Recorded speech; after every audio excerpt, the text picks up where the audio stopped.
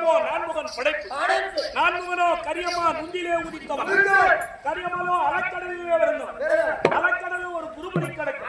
குருமணியோ ஒரு கலக்கத்திலே வருந்தவன். கலக்கமோ இந்த பூரத்திலே திருமணன். இந்த பூரமோ ஆதிசேடனுக்கு ஒரு தலைவர். ஆதிசேடனோ உமா மகேஸ்வரிக்கு ஒரு திருவிலைக்கு மோந்திரம். உமா மகேஸ்வரியோ பரமனுக்கு அடக்கு. பரமனோ இதோ இருக்கக்கூடிய இந்த பக்தாதிகளுக்கு அடக்கு. அப்படி ஒருவருக்கொருவர் அடக்கலமாக இருக்கின்ற உலகத்திலே தான் என்ற கர்வம்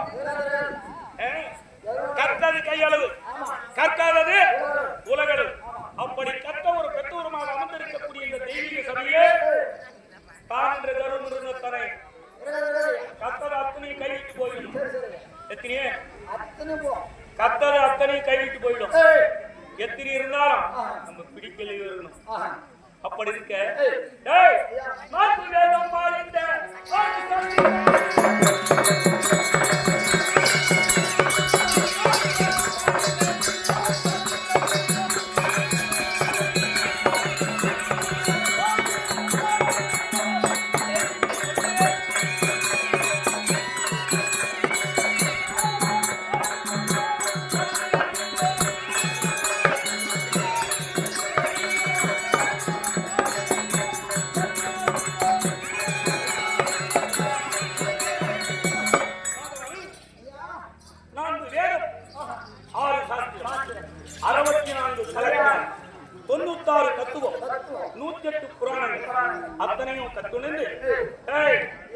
அண்ணா எப்படி என்றால் சாந்தம் என்று சொல்லக்கூடிய சிம்மோதன் மீது அமர்ந்து சத்தியம் என்று சொல்லக்கூடிய செங்கோலை கரத்தில் பிடித்து அந்த ஒரு அரசாண்டு வந்தா இந்த தம்பிமார்கள் 4 பேர்களும் 4 திக்கு பாலர்களாக நின்று அன்னவருக்கு எந்த தீங்கு வராமல் காத்துக் கொண்டு வருகின்றோம். இருந்த போதும் இந்த 4 வேதம் எனக்கு எப்படி இந்த மாநிலத்துக்கு வந்தது தெரியுமா? என்னுடைய தந்தையான பாண்டு மகாராஜன் ஈர்க்கை தந்தை ஒருவர், சேர்க்கை தந்தை ஒருவர். அப்படின்னா தெரியுமா? ஈர்க்கை தந்தை என்றால் என் தந்தை பாண்டு மகாராஜன், சேர்க்கை தந்தை என்றால் அஸ்வன தேவாக் என்று சொல்லக்கூடியவர்கள். எங்க பெரியண்ணா இருக்காரு, அந்தவர் யமதர்மருக்கு பிறந்தவர். அதற்கு இளையவன் பீமன் வாயு பகவானுக்கு பிறந்தவன். அர்ஜுனன் இருக்காரே அந்தவன் இந்திரனுக்கு பிறந்தவன். நகுல சகாதி அவர்கள் அஸ்வன தேவாக் என்று சொல்லக்கூடியவர்களுக்கு பிறந்தவர்கள். அப்படி இந்த 4-5 பேர்களும் ஒரு நாடு எப்படி இருக்கிறதோ அப்படியே வந்தவர்கள். 5 தொலை நாகம் எப்பே வந்ததோ அப்படியே வந்தவர்கள் பஞ்ச பாண்டவர்கள். பஞ்ச பாண்டவர் என்றால் யார் என்று தெரியுமா? சிவனுடைய அம்சத்திலே இருந்தவர்கள். சிவனோ 5 தலை படைத்த சிவனாகப்பட்டவன் தன்னுடைய மனைவி பார்வதா தேவி, நானா உனக்கு 5 சிரம் இருக்கிறது, இருந்தாலும் உனக்கு உடல் 5 இருந்தால் எப்படி இருக்கும் அப்படி என்று கேட்டதான் பார்வதா தேவி. 5 உருவம் நான் எடுக்கிறேன், 5 உருவத்தை எப்படி திருமணம் செய்வேன் அப்படின்னா ஒரே உருவத்தில் உன்னை திருமணம் செய்வேன் அப்படின்னு சொல்லக்கூடியவர்கள் 5 பேரை திருமணம் செய்யவர். ஆனா இந்த 4 வேதம் என்று சொல்லக்கூடியதோ எனக்கு எப்படி என்று தெரியுமா? என்னுடைய தந்தை பாண்டு மகாராஜன் அத்தினாபுரத்தில் இருந்து அனுதினமும் காரணத்திலே வேட்டையாடுவது வழக்கம். வேட்டையாடி திரும்பி வருவார். அப்பே வந்தவர் ஒரு நாள் அன்று காடு மேடு குண்டு குகை என்று சொல்லக்கூடிய கானகமத்தனையும் சுற்றி பார்த்து வருகின்ற போது ஆனா அந்த இடத்திலே ஒரு மிருகமும் புலப்படவில்லை.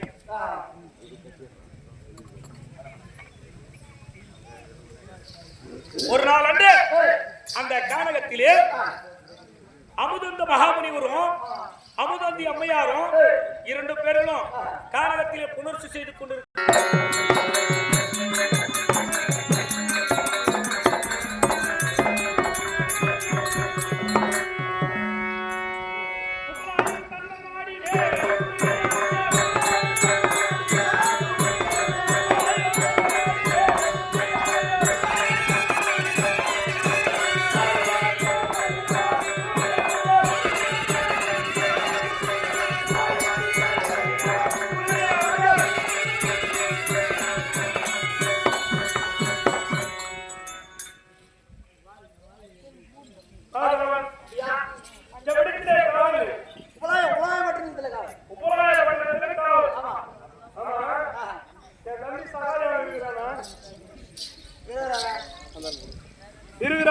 கேக்குறாரா இல்ல யாருன்னா பக்கத்துல கூட இருக்கிறாங்களா? நிறைய பேர். யார் ஐயா? தர்மராஜா இருக்கிறாரு, அர்ஜுன் மகாராஜா இருக்கிறாரு, அந்த பீமன் இருக்கிறாரு.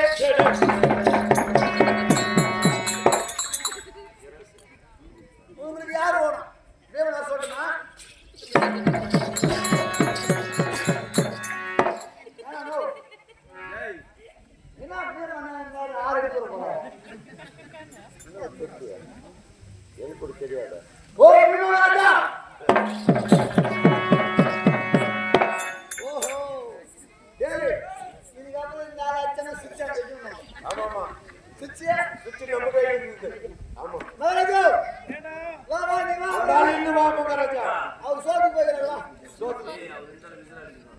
ஒரு வேலை அவர் இருந்தாருன்னா நாங்க விசில் அடிக்கிறோம்.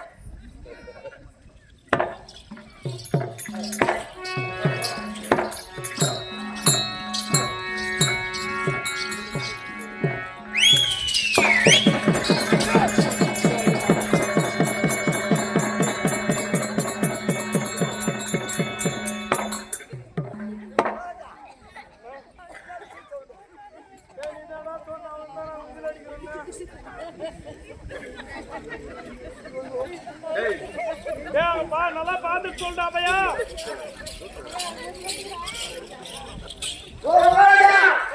அந்த குடிகார பூமாராஜி வந்து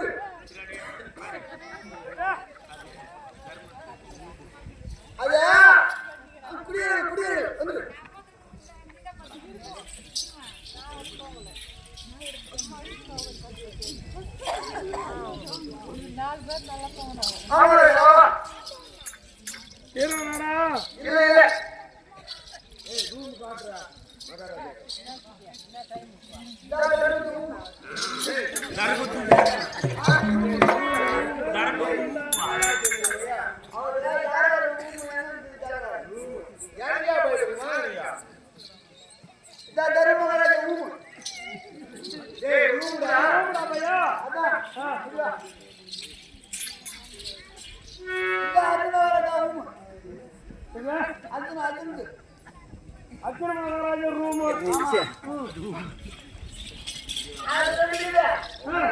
அண்ணா வந்து சொன்னேன். யாரு தருவா?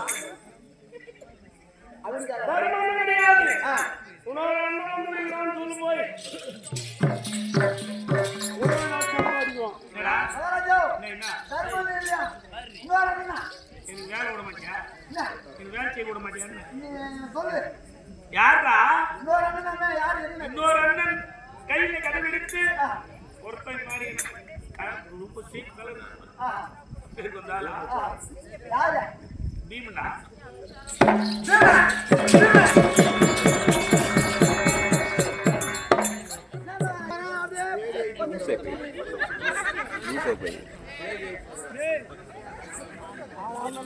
செடி ஒண்ணு ஞாபகம் இருக்குதுடா பையா. குத்தாரு பாரு கைத்து கைத்து மேல குத்தாரு பாரு. கைத்து மேல குத்து குத்து கைத்து வழங்காத அழகாமுடி சேகரன் பேர் வச்சாங்களே. என்ன சொல்லிட்டோம்? அஸ்திராபுரத்தை ஆண்டு வரக்கூடிய கூடிய பெரிய தந்த பிள்ளை துரியோதரன் அண்ணா வந்து பாது சொல்லு.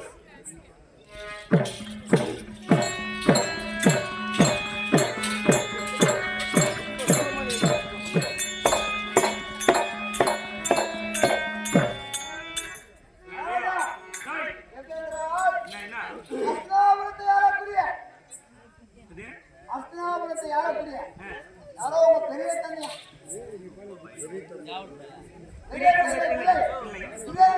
துரியோதரனா எங்கடா எங்க இருக்கிறான்?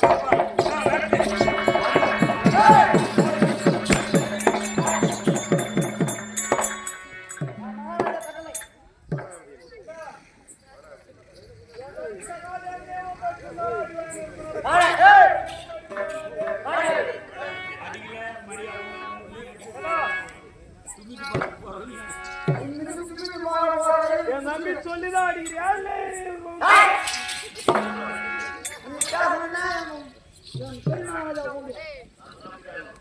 நான் சொல்ற மாதிரி என்னை பார்க்க வேண்டும் என்று வந்திருக்கிறார். எதுனா நேற்று எங்க மாமா உலகளந்த மாயன் கோபால கண்ணன் தூதாக சென்றார். அன்னவர் இன்னும் வந்து சேரல. இருந்த போதும் எதனா சமாதானம் பேச வந்து சேரலாம். ஏய் எப்படின்னா எத்தனை இருந்தாலும் பண்டாடி கிடைக்கிறா என்னத்துக்கு வந்துக்கிறாரு வந்தவங்கள வந்தவருக்கு ஓடி தேடி தண்ணீர் கொடுக்க வேண்டும். அண்ணா வாங்க வாங்க தம்பி சகோதரா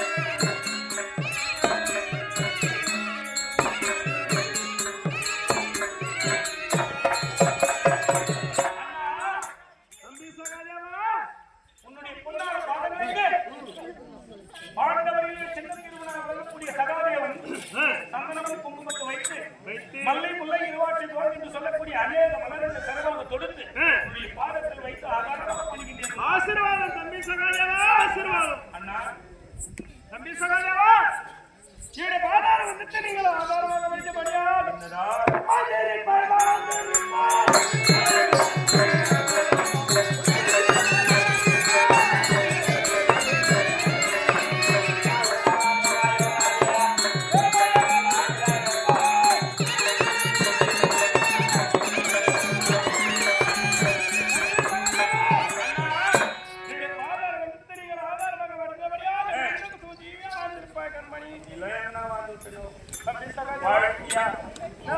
எங்களை எத்தனை குடும்பம் பண்ணணும் இருந்தாலும் எந்த பூஜையும் என்கிட்ட வரல வந்திருந்தாலும் அண்ணா என்ன காரணமாக வந்திருக்கின்றீர்கள்? அண்ணா எதற்காக சேதி சொல்லணும்?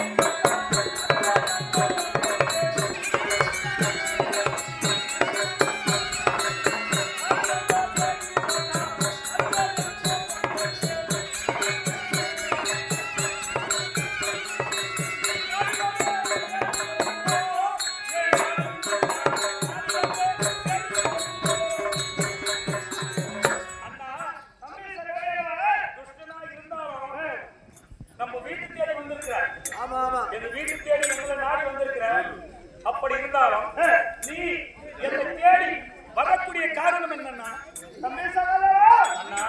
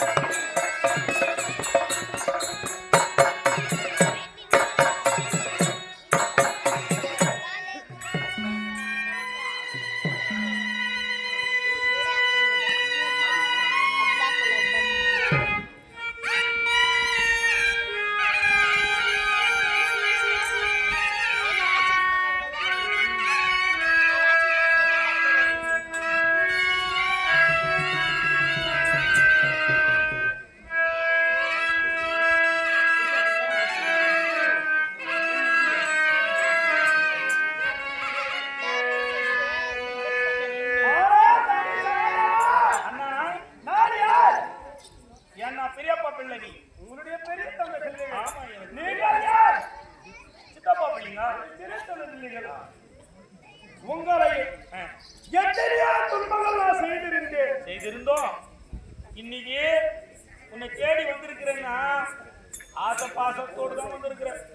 இல்ல ரொம்ப தம்பி சகாதேவா, அண்ணா உங்களை பார்த்தா எனக்கு ஆ, ஆசீர்வாதம் வரணும். ஆசையோடு நான் வந்தேன். இருந்தாலும் நேத்து என்ன சொன்னீங்க? ஏத்தனைக்கும் நீங்கள் செய்யக்கூடிய வேலை சரியில்லையாது தம்பி சகாதேவா. நாங்கள் செய்தது சரியில்லையா? ஆமா. என்ன செய்தோம்? நீங்கள் யார்? ஆ, நீ யார்? நான் சித்தப்பா பிள்ளை, நீ பெரியப்பா பிள்ளை. என் தம்பி, ஆமா என் ஜம்பம். அதானே.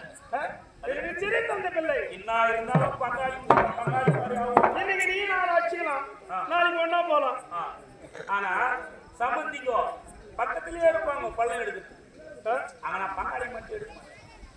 அப்படி அப்படி இருக்கும் வேலையில நீ வந்திருக்கலாமா நேத்து? ஏது யாருன்னா ஆமா, நீ வந்து அண்ணா நீ சொல்லும் கட்டளை பிரகாரமாக நாங்களே மதிப்பிட்டு வைத்து விட்டோம். அந்த அஞ்ஞான வாசத்தை முடித்தோம். முடித்தோம். எனக்குரிய நாடு எங்களுக்கு என்னுடைய நாடு எனக்கு கொடுத்துறானா இருந்தா அப்படியே கட்டாணி எழுதி பத்திரம் அப்படியே குடுக்கணும்னா குடுக்கல, அதெல்லாம் சமாச்சாரம். நீ கேட்ட முறையோடு வந்து கேட்டு இருந்தா ஏதோ நம்ம சிறிய தந்தை வந்து கேட்டாரு. என்ன சின்ன வயதுல சின்னவனா இருந்தாலும் நம்மளை வந்து வணங்கி கேட்டுட்டாரு. மனசு மாறி இருந்தாலும் மாறி இருக்கலாம். மாறி அதை விட்டு அந்த ஆளை பிச்சுங்களே. கொஞ்ச நாள் அறிவு இருக்குதா, புத்தி இருக்குதா, பேமானி லக்காடி அப்படின்னு எல்லாம் கேட்டு மாட்டேன். கேட்கலாம் கேட்டுருப்பேன். கேட்டேன். ஏன் அன்னைக்கே எழுதின பத்திரம் பாரு எழுதி வச்சுக்கா. ஏன் கேட்டேன்? எதற்கு கேட்டேன்? பஞ்சம் மண்டலமாய் இருக்கிறது பிள்ளைகள். நாங்கள் வெளியுள்ள பிள்ளைகள். நாங்கள் கட்சிக்கு நாங்கள் கொண்டு போறியா? அவருக்கு தான் தருவாங்க தான் அவர்கள் அனுப்பிச்சாரு. உனக்கு அருமையா? அருமையா? நீ வரலாமா? வரலாமா பின்ன? உனக்கு வர தகுதியா? எத்தனையோ வாய்ப்பு பேசணும். யாரு? ஆமா, மாமா. ஏன்னா சமந்தி அவரு. சமையல்தான். உனக்கும் எனக்கும் செட்டை வச்சுட்டு வேடிக்கை பாக்குறாள். சமையல் மட்டும் கேட்கலாம். ஓ, சமையல் வந்து பாண்டவர்களுக்கு கொடுக்க முடியாத வாங்க முடியாது. எங்க அத்தை பிள்ளைங்க பாண்டவர்களை அத்தை பிள்ளைங்க ஆமா. அந்த ஒரு குறிய அடுத்த ராஜ்யத்துக்கு கொடு குடு அப்படின்னு அவர் வந்து உன் காலர்ல முட்டி போட்டுன்னு கேட்டாரு. மீயவாதெல்லாம் முட்டி போட்டு கேட்டாரு. எத்தனை கேட்டாரு. உனக்கு நான் கொடுக்க மாட்டேன். நீ கேட்கக்கூடிய தகுதி உனக்கு கிடையாது. எங்க பங்காளிங்க வட்டம் அவங்க வரட்டும். நாடு கொடுக்கலையோ பாதி நாடு சமாச்சாரம். நான் சொல்றேன். அதோட போயிருக்கலாம். போயிருக்கலாம். போயிருக்கலாம். அதனால சாந்தத்திலே இருந்தவரை தர்மத்திலே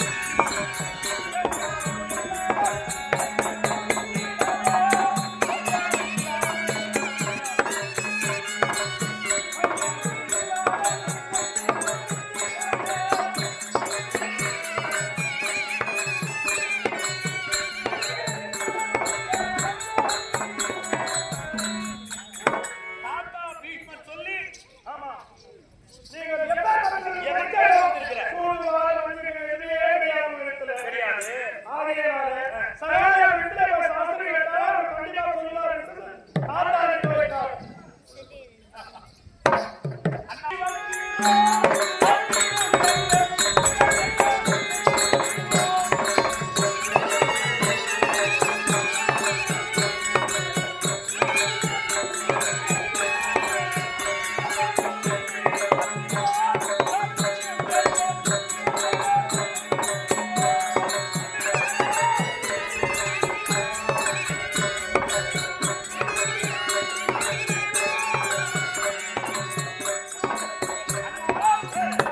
எப்படி என்றால், நீங்கள் எந்த மனதுடன் என்னிடத்தில் வந்து சாஸ்திரம் கேட்க வந்திருக்கிறீர்கள்?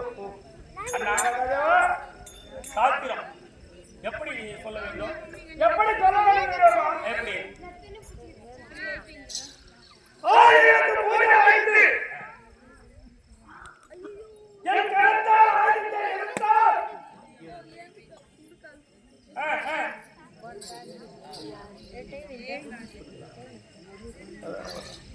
சகலரா அண்ணா, ஜாதிடா வரவாய்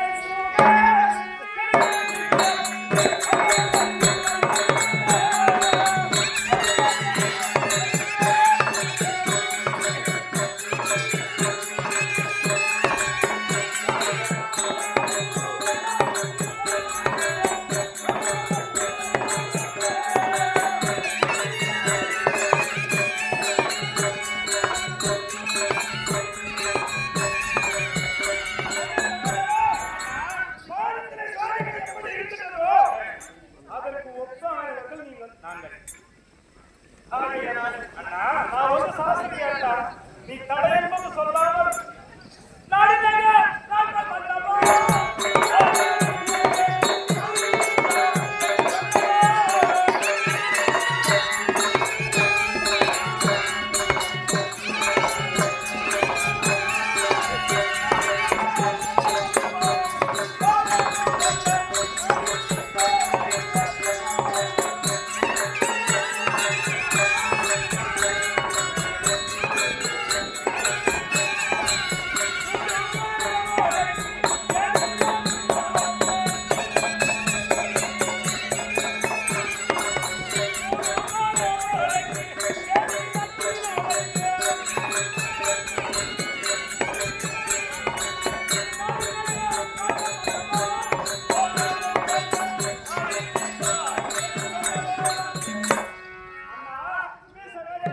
எப்படி என்றால், நீ எப்படி கேட்கிறாயோ அப்படி இந்த பாரத போர்களும் எப்படி நடக்க வேண்டும் அப்படி என்று கேட்டாலும் நான் சொல்வதற்கு தயாராக இருக்கின்றேன். ஏன் தெரியுமா? சாஸ்திரம் என்பது சகலருக்கும் பொது. இந்த டாக்டர் இருக்கார் பாரு, அன்னவர் பணம் இருக்கக்கூடியவங்க இடத்தையும் வைத்தியம் பார்க்கணும், பணம் இல்லாத இடத்தையும் அந்த வைத்தியத்தை நோயாளி வந்திருக்கிறார் என்றால்